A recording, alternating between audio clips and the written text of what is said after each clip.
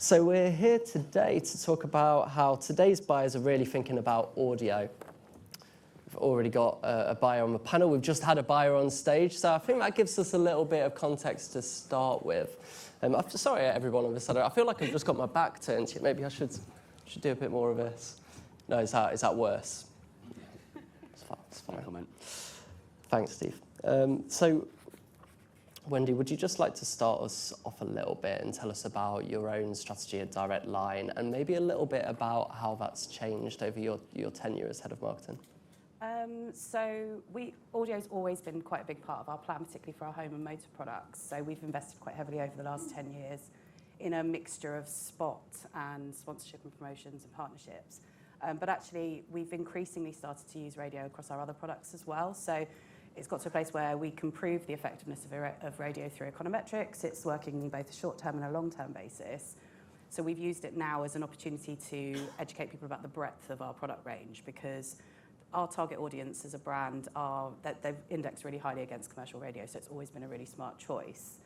I guess the problem that we've got now is we've got to a bit of a critical point of, are we investing too much in too many messages? So whilst it's been a really brilliant medium, like we know from work that we've done that quite often people are listening to the radio while they're doing their financial admin, so it's a great opportunity to get in front of people at a time when they're already thinking about that kind of thing. But one of the things that we're having to work through at the moment is that balance of how do we use it and what's the role of radio on the plan, because we've got two opportunities. We can use it to massively reinforce our brand proposition, but also to, as I said, to deliver those rational proof points. But you get to a tipping point of how many messages have you got live. There's a finite amount of spots you can buy, and how do you make sure that you're not inadvertently ruining your own effectiveness by having too much in there? So we've started to expand over the last couple of years into more partnership side of things, because that gives us a really good opportunity. It gives us the space to really land the brand promise in a way that's slightly different, and then using spots to deliver those rational reasons to believe and kind of build the plan up in kind of having two bites of the cherry, if you like. This year, or in the last 6 months, we've started to expand even further, so looking into things like podcasts. So talking about some stuff that there's a couple of colleagues of mine in the audience that know far more about than me. But we've started to think about how we can use the channel very differently and extending out of traditional spots and into more areas where you can align with people's passion points and where there's kind of much more attentive listening, I think. So just starting to experiment with that now. Are there natural podcasts that an insurance brand would go to? I mean, I'm sure everyone wants to listen to an insurance podcast, but no. So we're having to think quite carefully about how we do that, and kind of it's much more around people's passion points and the things that they're interested in, rather than the insurance that they're doing. So I think there's a real benefit to that, because you're then getting that credibility. If you're using really good, there's some great podcasts out there with really credible talent that gives you that extra authority. So okay, great. Howard, I'd like to introduce you here. Obviously, you used to be head of radio at Group M. That's right, yes. Commercial development director at Wireless Group, and now you founded Trisonic and head of the media there. Over that period of time, have you seen buyers' attitudes to audio change? Yes and no, I think. I think to put it in context, you have to go back almost 11 years before, 10 years before there was any digital audio or connected listening or a million ads, or say it now. And I think in some respects, fast forward to where we are now, radio is a sort of victim of its own success in some respects, because you have traditional radio advertisers, I guess, that are in the market, that have then found the digital element very attractive because of the attribution and better targeting. So they've migrated to that end of the spectrum, I guess. But the question is, have they migrated with more spend, or have they just migrated with the same amount of money, but then divvying it out differently? But the medium has also successfully, and through innovation and investment, brought in this new end of advertisers that what you call digital first, that have been attracted by that attribution. But I think the sticking point is moving those. Well, there's two things. One is to get those broadcast advertisers to spend the extra 20% on those hours that are digital, and then the other end is to get those digital advertisers that just think digital or audio is just digital, and I think that's the wrong thing. It's not. Listeners don't say or go to the pub and say, I was listening connectedly this afternoon to Capital Radio or whatever. They say, I'm listening to Capital Radio, I've heard it on TalkSport. They don't differentiate between the content. They may be listening to it differently, but marketeers do, I guess, because they're more accessible. But it is that trick, or it's the stickiness of trying to get those digital advertisers that are focused on performance and attribution to look at the whole medium rather than just this element. And I think it's a challenge for the industry, but I think it's also a challenge for media buyers or agencies. And I do think, as much as there are radio units in some, there's a lack of expertise, I would suggest, maybe potentially, because they're doing other things apart from just digital or just audio, and it falls in sort of several departments. Is it in the digital camp because it's digital audio, or is it in the traditional media buy camp? So therefore it can sort of fall between two stools, I guess. But I think no, it's as hard as ever, and I think radio has suffered from, a sample size of one planning. So therefore I don't listen to the radio, traditionally. I listen to it on my watch or phone or headphones, so then no one else does. So I think that does hinder. But I think it's the media making a case for that. And I think advertisers being a little bit more open to what broadcast radio can actually do. I know I'm going on here, but we talk about measurement. But I mean, who's going to pay for the measurement? At the moment, measurement's paid for by the media owners. So if advertisers want to pay for the measurement, maybe, that's a different area you can look at. But what measurement is that? Is that measurement of pre-planning? I know you're fusing the data together. Or is it measurement of how successful my campaign was? There are two different types of measurement, in my view. So, but yeah, it's as difficult as ever, and everybody's fighting for their share of voice. But I think the work that the industry does together is fantastic, and I think it's a bit undervalued, I think, personally. But and then obviously you've got the other parts of the audio spectrum, podcasts, which are can be hard to navigate, and obviously Spotify. I see Rack in the audience. So I mean, there are so many ways of engaging, but I think advertisers probably need to look at it in a bit more holistic way, I would suggest. That sums up the answer. Steve, welcome to the panel. You're the founder and CEO of AMA, FKA, A Million Ads. Yep. Career spanning strategy at Intel, BBC Global. So tell us a little bit about how you're seeing buyer attitudes to audio. And to Howard's point, consumer perceptions, right? It's not a digital medium, it's audio. You listen to audio, but are buyer attitudes seeing it as a digital medium now? When I started the business in 2015, A Million Ads, dynamic creative for digital audio, no one really knew what that was, and we were very early to the scene. And I think now us, along with many other innovators and new tools, have come along to make digital audio actually more of a digital product. Previously, it was a kind of just let's put some radio onto the internet and see what happens. And I think to echo Howard's point, advertisers haven't necessarily grabbed all of the different variety that's in there. So digital audio isn't really one thing, it's multiple things. But buyers want to buy that in one block, but listeners want to hear it in the context that they're in. So actually, you want to have context-aware and relevant creative in each of those environments. So when Direct Line worked with us on a campaign for internet radio and music streaming, it sounded one way, but if you were going to go and buy a podcast, it should sound differently. But your planners want to buy that in audiences and targeting and so on. But using a tool like ours, you can actually make the creative sound differently across those platforms so that listeners feel like it's for them, rather than just the radio spot on a podcast, which I think we all agree probably isn't the best environment for it. Okay, sure. And are you hearing that budgets are coming from different areas? Is it where are budgets shifting from? Is it a digital spend? Yes, more so. I think the debate of does digital audio land with the radio buyer or does it land with the digital buyer, actually, again, now that there are decent planning tools, decent dynamic creative tools, and all of the other innovations that have come around audio, actually that is a much more clear space. It's not, we used it, as how would you say, fall between the stools of, are we a digital buyer, are we a radio buyer? It's much clearer now that these types of buyers sit with the digital team, because there's now digital metrics and tools like Dynamic Creative. And certainly on the agency side, we saw a lot of head of radio kind of roles, and now it's much more head of audio. That's right. Is that indicative of where the industry's going, and are you seeing podcasts take a bigger share of that? Yes, and I think podcasts, again, a few years ago, was like, where should it sit? And is it's speech-based content? Should it go into the kind of radio world, or actually it's consumed on a digital medium? Therefore, should it go into digital? Again, I think that's becoming clearer. It's coming into the audio department, which includes digital.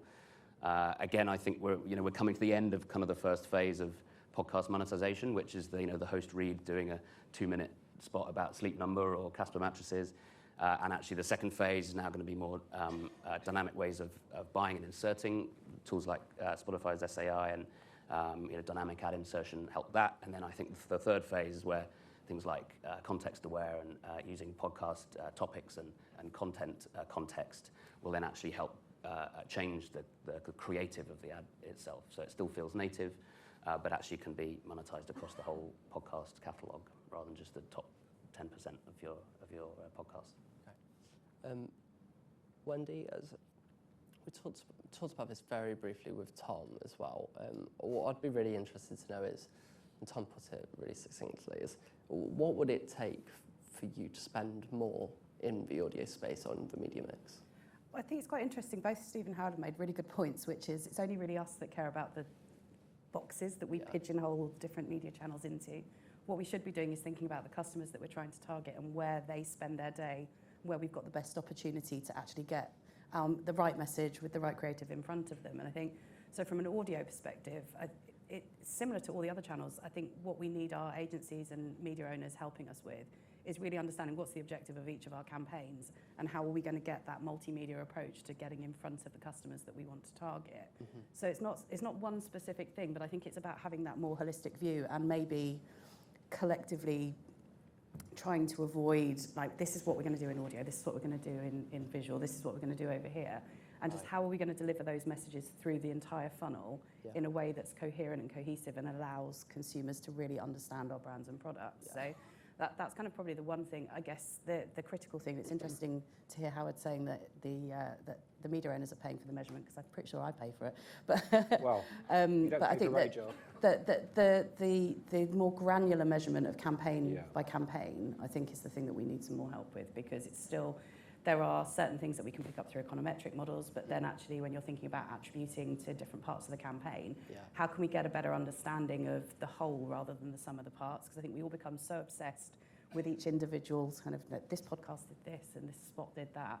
Actually, perhaps if we were working towards a more holistic campaign measurement and understanding what are the levers that we can pull to drive different parts of it, that's where we could do with more help. Okay, and for anybody in the room who didn't see at the start of the day, we ran a poll and asked from 5 options what the number 1 action would be to ignite spend in audio on the media plan. And number 1, I think it was about 83% of the vote, was better measurement. So would you agree that's probably the number 1 thing? I think so, because I think it's, constantly as brands, we're increasingly having to justify marketing as an investment rather than a cost, and therefore we've got to get better at measuring the outcomes and the outputs of what we're doing in our comms plans. So, but I do think that we probably need to shift away from those kind of really individual metrics, because they're very helpful on a short-term basis, but actually they can drive your decisions in a really different way. The campaign should be something that customers are seeing in multiple different places rather than just being so heavily reliant on one channel, because the danger there is you end up in a place where you're optimizing so much that your media mix becomes really narrow, and actually you end up in a suboptimal position. So I think anything we can do to broaden out that measurement criteria has to be number 1 priority for people. Yeah. Howard, there's, I guess, a case to say about radio used to be a cheap, cheerful buy. Would you say that's sometimes? Would you say that's still the case? Is it just becoming all a bit too complicated? No, I don't think it's complicated. I think certain parts of the sort of, well, if you take podcasts, I think podcasts is slightly complicated, because there's no, if you look at the radio, it's what I call the sort of trading rules or rules of engagement. So you sort of know what the terminology is. Most media owners accept the terminology and operate on the same basis. With podcasts, for example, every sort of, not every, but the definition of a sponsorship or a host read can be different by sales point that you're dealing with.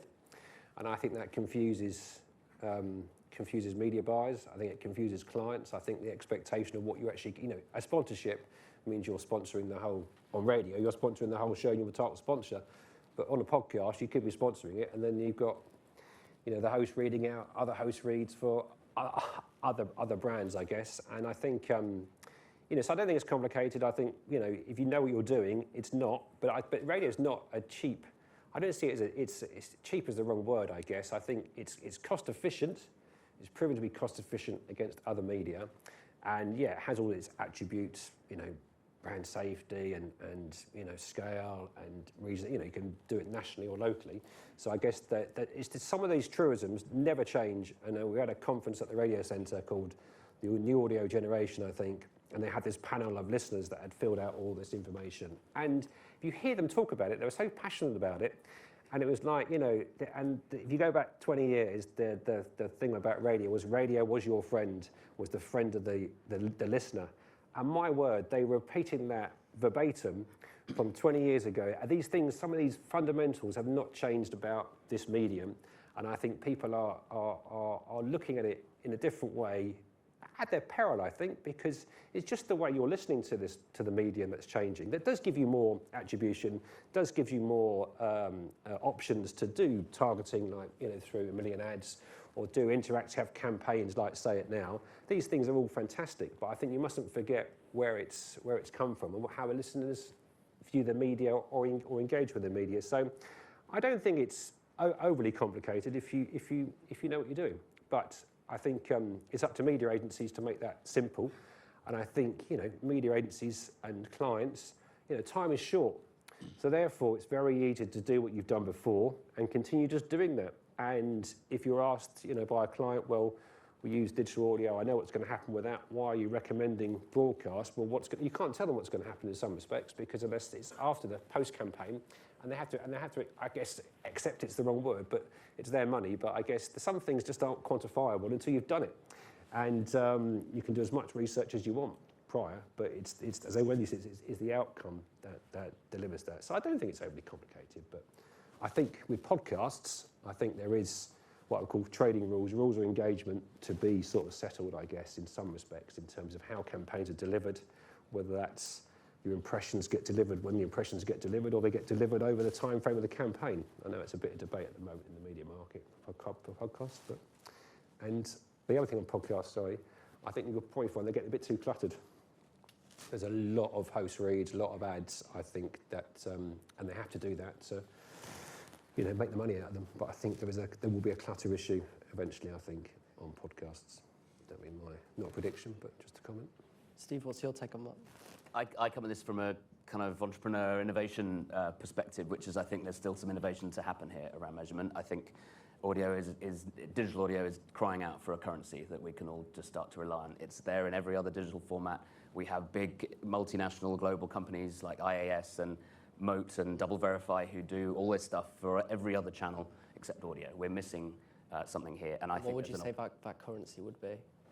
I don't know. That's where I think the innovation is to come. AdWiz have a pixel tracking product, and pod charts and Chartable have been snapped up by Spotify. And so there are innovators and new creative thinking going on around this space.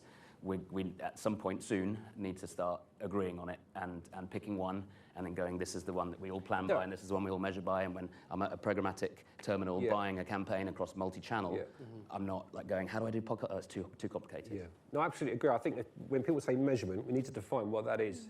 Is it this pre-campaign, when you have a radio campaign, add on some digital audio, add on some podcasts, add on something else? Is that what they're after? So therefore you get this sort of plan that says we're going to reach 1 million or this, and percentage-wise, and this is the contribution each media is going to make? Or is it about when the campaign's live, the attribution you can get from the campaign? So I think there's two sides to that, I think. Yeah. We've to plug what we've got after the break as well, we've got a whole theme focused on a lot of topics around measurement, and that includes Ton, who's come from NMO in the Netherlands, to talk about what they're doing with cross-media measurement.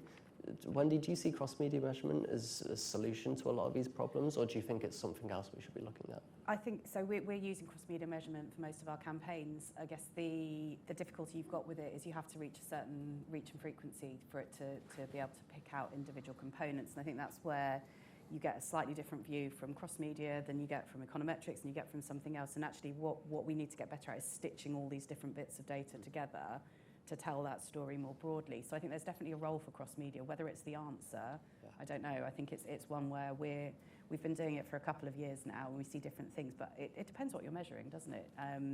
I think what we're not very good at is being clear about the different objectives for parts of the campaign, whether we're trying to do a brand job or whether we're trying to do a short-term efficient sales job, or whether we're trying to do both, which is more often the case. I think, in terms of which measurement we want all of it.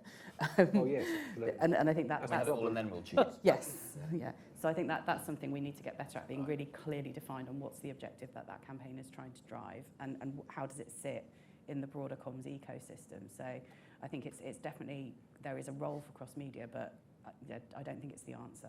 Okay, I'm going to leave, we've got our measurement, a panel on measurement later, so I'm going to leave the measurement talk for now, because otherwise all you're going to hear about is measurement all day. So I want to talk briefly around podcasts now, and Wendy, it seems fairly new that Direct Line are investing in the podcast space. Is there concerns around things like brand safety when if your favourite podcast is in true crime, as we've heard, would that be a suitable place for Direct Line to go? What's your take on that? I think it's quite a tricky one, but I don't think it's different to the same conversations we'd be having about talent that we would use in TV or anywhere else in the mix, because we are obviously in a regulated environment, so we have to be a little bit careful. There are certain podcasts that we would have to avoid because it wouldn't be appropriate to sit alongside them. But I don't think I'm not sure you necessarily face any different brand safety issues than you do anywhere else in the plan. It's about you're aligning yourself with talent, so there's always a danger that they might do something. You lose control over what they're going to talk about and what they're going to say, but we see that elsewhere in the plan as well. So I think it's just one of the things that the team at Direct Line have been doing is working really closely with our PR team to think about which of the talent we would go after and what are the dangers or the risks of going with different people. So it's something we're quite used to, but I think you have to. Again, it's not really that different to having a live read on a if you're doing sponsorship. You want to think that you've given them a script and that they're going to stick to it, but you've got a presenter there who's got a relationship with their audience that's very different to the relationship that you see elsewhere in the media plan. And I think that's the brilliant thing about radio, isn't it? You said it before. It's quite an intimate environment because people build up those kind of close relationships with the shows that they listen to all the time. But there's plenty of talent out there in radio who are very unpredictable. And whilst you might have given them a read, and we have to be really careful with that, obviously, because we are regulated, there are things we cannot say and promises we can't make. And you are putting some faith in that person, that individual, to make sure that they stick to the read, or that if they're going to go off read, that they do it in a way that is not going to compromise your brand reputation. So I think it's risky wherever you do it, but podcast is new, so it's something we haven't got as much experience in yet. And Steve, do you think brands should be embracing these potentially different brand safety standards certainly different brand safety standards across radio and podcasts, and leaning into the scale potentially that podcasts can provide? For sure, and it's both not scale and scale. The not scale piece is it's a niche you've got to leaned in.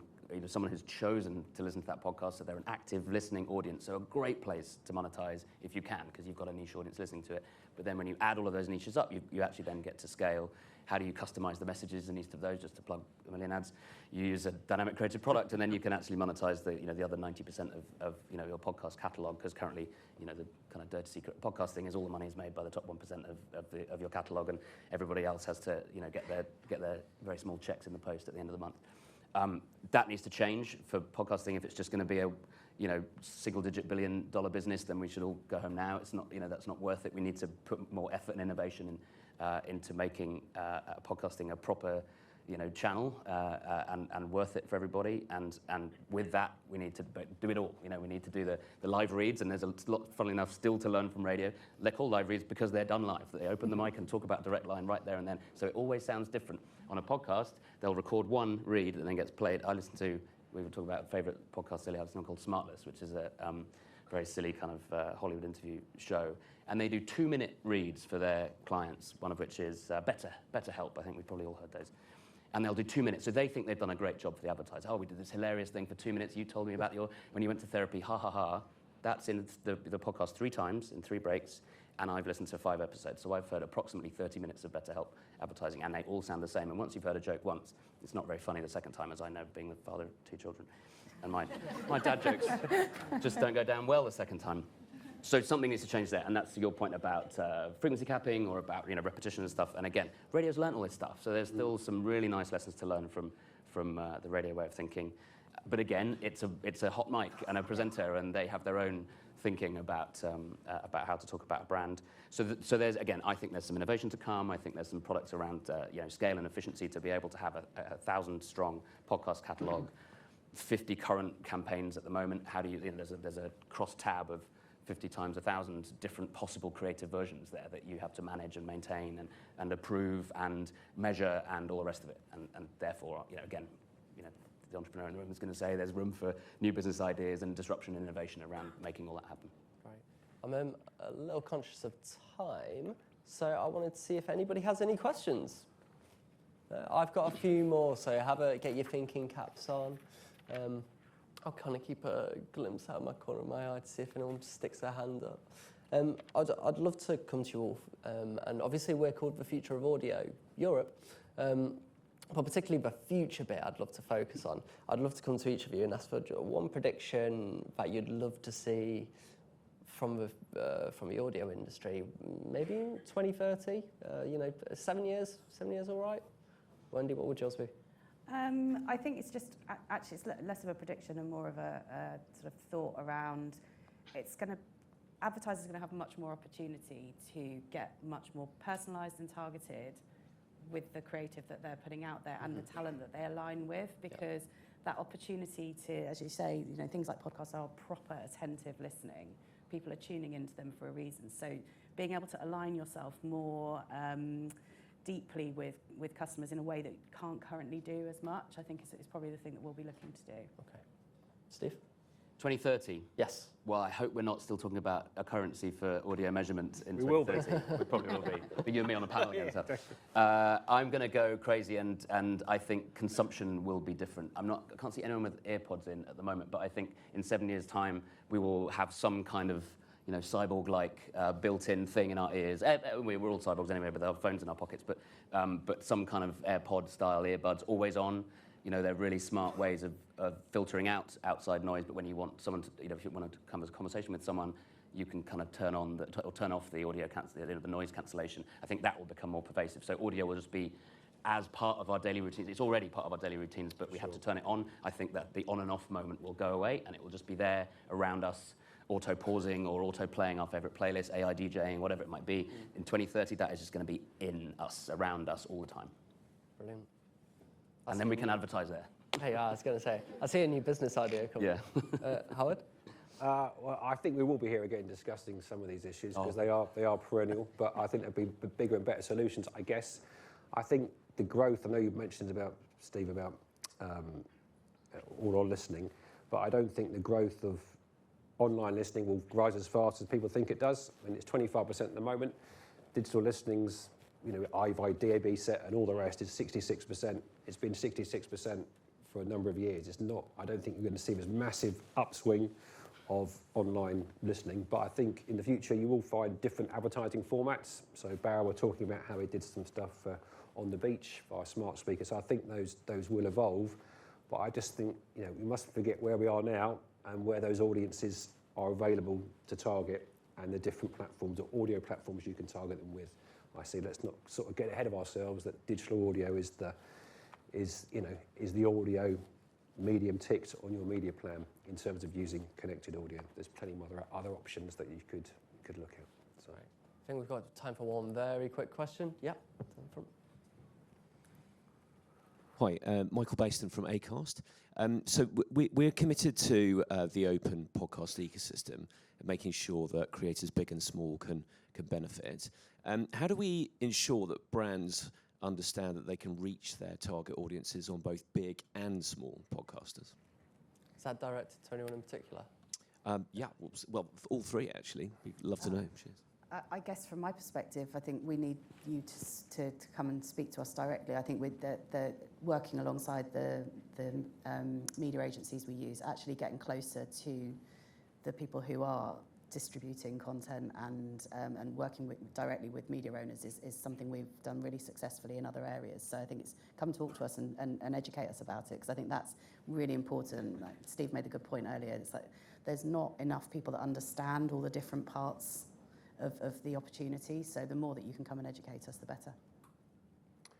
I would say it's very difficult. You've got thousands of podcasts to sell as Acast, so I'm not quite sure when you come to an agency meeting or a client meeting which ones you're going to talk about. So I guess it's the highest profile ones that get spoken about all the time. So I think it's a challenge to know what actually is on your slate and what may fit the client brief, and I guess that's a challenge for you as Acast to how you sort of navigate that in terms of the 92,000 podcasts that you have around the world, which one's going to be best for direct line or forward. But I think what you are seeing is maybe the growth of to smaller companies, I guess, that are podcast publishers in their own right and will have that sales arm in their own right, that aren't really going after the sort of airtime impressions. It's more like the branded content or events, which I know you're quite big on. But I guess podcasts at the moment is the top 10 does the list, and I don't know what's on number 50. You have to tell me what that podcast is, I guess, and that's the challenge, isn't it? So, if that answers the question, I don't know. It's a very quick comment. I think we've got to stop thinking about selling shows. Sell the top 10 shows, but then the others you've got to sell by content category, by genre, and there's again good innovation from Sounder and Barometer and other people who are doing content categorization down to even to the second level. So you can buy, if it's a news podcast and you're talking about the James Webb Telescope in the first chapter of that podcast, you're selling to a science audience. Again, that's how you buy digital. You don't necessarily buy all the properties one by one. You buy them based on category or target audience. Brilliant. Well, thank you so much for joining us for this pleasure. panel. After the break, we're having a quick break now. After the break, we'll come back for our next theme around creativity, tech and measurement. Thanks very much to our panel.